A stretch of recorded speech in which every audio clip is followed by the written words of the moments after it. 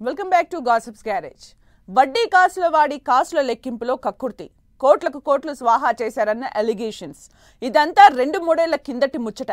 Latest గా మరోసారి hot topic అవుతోంది శ్రీవారి పరకామణి ఇష్యూ.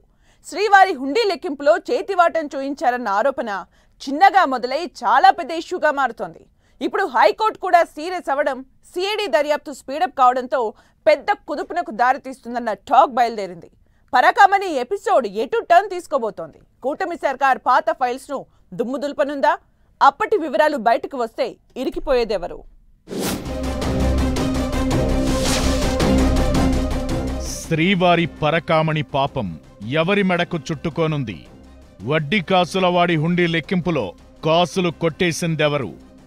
తప్పు చేసిన వ్యక్తి తన ఆస్తులను శ్రీవారికి రాసిచ్చారన్న అప్పటి టీటీడీ పెద్దలు. పరకామణి చోరీ కేసును సరిగ్గా దర్యాప్తు చేయలేదని హైకోర్టులో కేసు. హైకోర్టు ఆదేశాలతో సిఐడి దర్యాప్తు ముమ్మరం, ఫైల్స్ స్వాధీనం. దేవదేవుడి సన్నిధి, ఏడుకొండలవాడి ఖజానా, శేషాద్రివాసుడి హుండీ లెక్కించే అవకాశమే అదృష్టం. కాని అందులో కూడా చేతివాటం ప్రదర్శించి పాపం అంటగట్టుకున్నారు కొందరు. తిరుమల తిరుపతి దేవస్థానం పరకామణి విభాగంలో జరిగిన దొంగతనం కేసు మళ్లీ లైమ్లైట్లోకొచ్చింది. అప్పటి ఉద్యోగి రవికుమార్ $920 కొట్టేశారని టీటీడీ విజిలెన్స్ అధికారులు ఏప్రిల్ 2023లో పోలీసులకు ఫిర్యాదు చేశారు. అదే ఏడాది సెప్టెంబర్లో లోక్ అదాలత్ ముందు రవికుమార్తో రాజీ కుదిరింది. ఈ రాజీ నిర్ణయం చట్టపరంగా ఎంతవరకు కరెక్ట్ అన్న వివాదం మొదలైంది.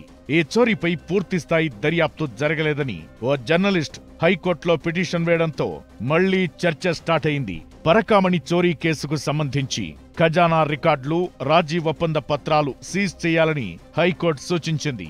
అయితే పోలీస్ అధికారులు కోర్టు ఆదేశాలను పాటించలేదని లేటెస్ట్ గా న్యాయస్థానం ఆగ్రహం వ్యక్తం చేసింది. ఏకంగా పోలీస్ స్టేషన్లనే మూసివేయండి అంటూ ఘాటుగా స్పందించింది. దీంతో వెంటనే సిఐడి అధికారులు రంగంలోకి దిగారు.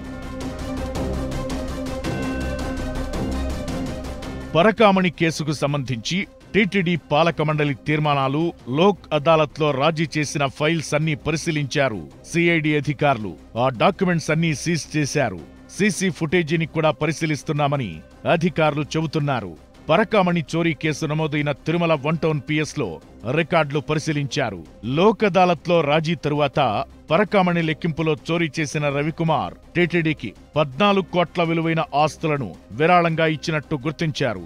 అయితే రాజీ ద్వారా నిందితుడిపై చర్యలు నిలిపివేయడమే పెద్ద వివాదమవుతోంది.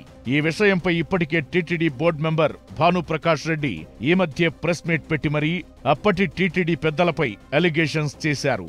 స్వామివారి సొమ్మును స్వాహా చేస్తే చర్యలు తీసుకోకుండా ప్రైవేటుగా సెటిల్ చేయడమేంటి? అలా చేయడానికి మీకు ఎవరు అధికారమిచ్చారని ప్రశ్నించారు. శ్రీవారి హుండీని దొంగతనం చేసిన రవికుమార్ అనే వ్యక్తిని కోర్టులో నిందితుడిగా ప్రవేశపెట్టకుండానే లోక్ అదాలత్లో రాజీ చేయడం, అతడు చోరీ చేస్తుండగా సీసీ ఫుటేజీకి చిక్కడం వంటి బలమైన ఆధారాలు ఉన్న చర్యలు తీసుకోకపోవడంపై కూటమి పెద్దలు డౌట్స్ వ్యక్తం చేస్తున్నారు. దాదాపు 100 కోట్ల వరకు శ్రీవారి హుండీ నుంచి దోచేశారని, 40 కోట్ల రూపాయల విలువైన ఆస్తులను బినామీ పేర్లతో రాయించుకున్నారని భూమన కరుణాకర్ రెడ్డి టార్గెట్ గా అలిగేషన్స్ చేస్తున్నారు కూటమి నేతలు. ఆ మధ్య TTD board member Bhanuprakash Reddy బయటపెట్టిన వీడియోతో తిరుమల వేదికగా రాజకీయం మరోసారి వేడెక్కింది. అయితే తన మీద వచ్చిన ఆరోపణలపై భూమన కరుణాకర్ రెడ్డి కూడా సీరియస్ గానే రియాక్ట్ అయ్యారు. తాను టీటీడీ చైర్మన్ గా ఉన్నప్పుడు పరకామణిలో దొంగతనం జరిగినట్లు నిరూపిస్తే తల నరుక్కుంటానని సవాల్ చేశారు. చంద్రబాబు సీఎంగా ఉన్నప్పుడే రవికుమార్ శ్రీవారి హుండీ లెక్కింపులో దొంగతనం చేశారని భూమన అంటున్నారు. రవికుమార్ కుటుంబ సభ్యులు పాప పరిహారంగా తమ ఆస్తులను టీటీడీకి రాసిచ్చారని చెబుతున్నారు. వైసీపీ అధికారంలో ఉన్నప్పుడే పరకామణి చోరీ జరిగిందని, రవికుమార్ అనే వ్యక్తి వెనుక వైసీపీ నేతల హస్తం ఉందని కూటమి ఆరోపిస్తోంది. ఒక ఉద్యోగి టీటీడీకి 14 కోట్లు రాసిచ్చారంటే శ్రీవారి ఖజానా నుంచి ఎంత కొట్టేశారో అర్థం చేసుకోవచ్చంటున్నారు.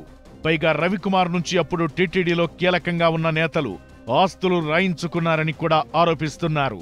ఇప్పుడు సిఐడి విచారణలో ఇది ఎవరి మెడకు చుట్టుకుంటుందోనన్న టెన్షన్ మొదలైంది. ఇప్పటికే రోజుకో ఇష్యూ ఏపీ పాలిటిక్స్ ను షేక్ చేస్తోంది. ఇప్పుడు పరకామణి ఎపిసోడ్ ఎటు దారి తీయబోతోందో, ఎవరెవరు బుక్ అవుతారో వేచి చూడాలి మరి.